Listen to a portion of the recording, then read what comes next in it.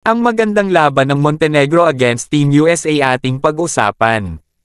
Pero bago tayo tumuloy, huwag kalimutang mag-subscribe and hit the notification bell para updated lagi kayo sa susunod ko pang mga video. Sa pinakamahirap na pagsubok nito, nakaligtas ang Team USA sa pananakot mula sa hard-fighting na Team Montenegro, nang manalo sila sa score na 85-73, upang manatiling walang talo sa 2023 FIBA World Cup noong Biyernes ng gabi. Si Anthony Edwards na scoreless sa first half ay nakabawi sa second half at umiscore siya ng team high na 17 points at tinupad ang kanyang pangako na tatalunan nila ang Montenegro. With Nikola Vucevic taking charge, ang Team Montenegro ay binigyan ng magandang laban ang mga Young Americans, hindi katulad sa mga naunang laban ng Team USA na kanilang dinamina. Nagbigay si Vucevic ng maagang scoring spark na nagbigay daan sa Team Montenegro na makapitalize ang hindi karaniwang mabagal na pagsisimula ng Team USA.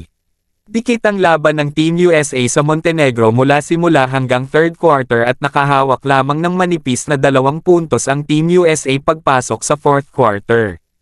At sa fourth quarter ang single-digit na tug of war ay dahan-daang lumaki sa 10-point lead para sa USA sa huling 2 minuto, courtesy of clutch 3-point shot from Tyrese Haliburton and Austin Reeves.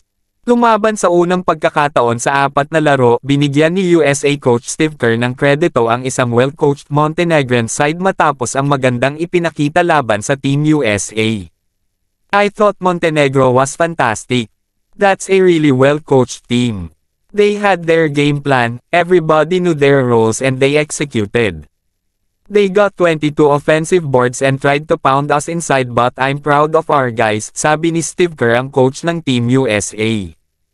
Ang sunod na makalaban ng Team USA ay ang team ng Lithuania na pinangunahan ng NBA veteran na si Jonas Valanciunas. At ang Montenegro naman ay susubukang makabawi sa Team Greece sa Linggo. At ito ang kanilang box scores.